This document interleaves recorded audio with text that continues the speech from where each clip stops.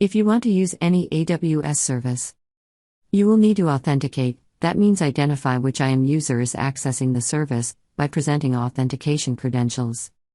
Then, that user will need to have been granted authority to perform the desired actions. This is done by adding a permissions policy to the user. In this example, we will use the IAM user administrator. Authentication can be achieved in more than one way, for example HTTPS or Secure Shell (SSH). We will use SSH as the mechanism for authentication.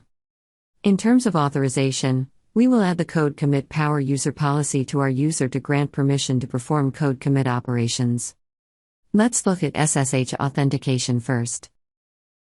So, logging in as IAM administrator user.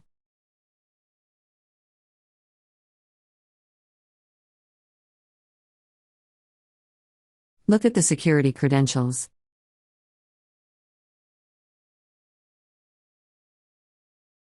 Check the AWS Code Commit Credentials tab.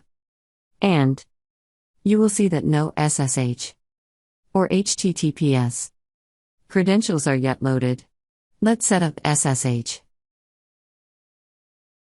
In Windows, open a bash shell. Go to the home directory .ssh folder.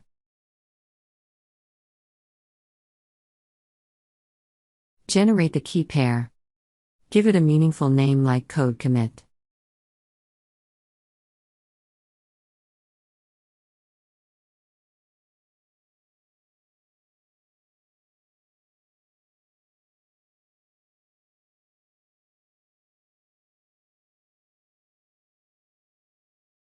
List the folder to see the two keys.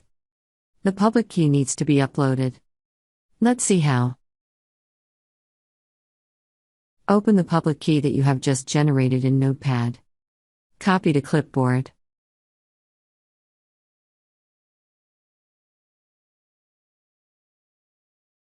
And back at the console, paste into upload.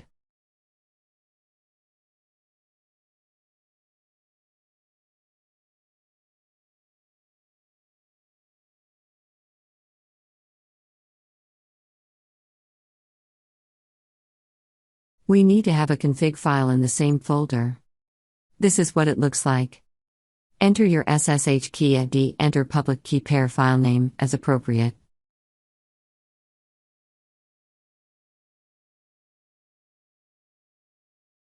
Let's test the SSH connection.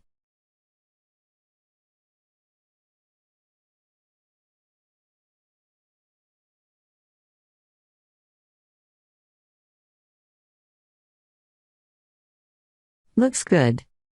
Now we have successfully authenticated using SSH. The next step is to give our IAM administrator user the authority to perform code commit operations. Let's see how to do that now.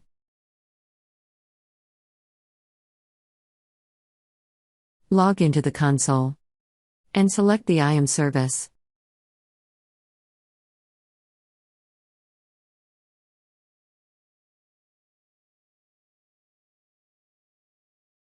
Select the administrator user.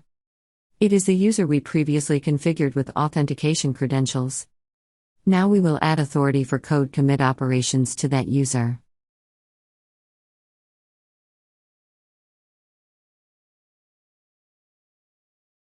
Select the code commit power user policy and attach it to this user.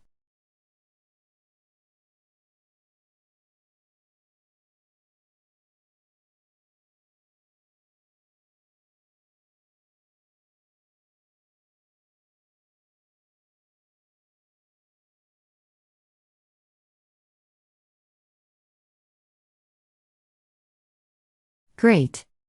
Now we have configured the user with authentication credentials and authority to perform code commit operations. In the next clip, we will create a repo and push some code from our IDE.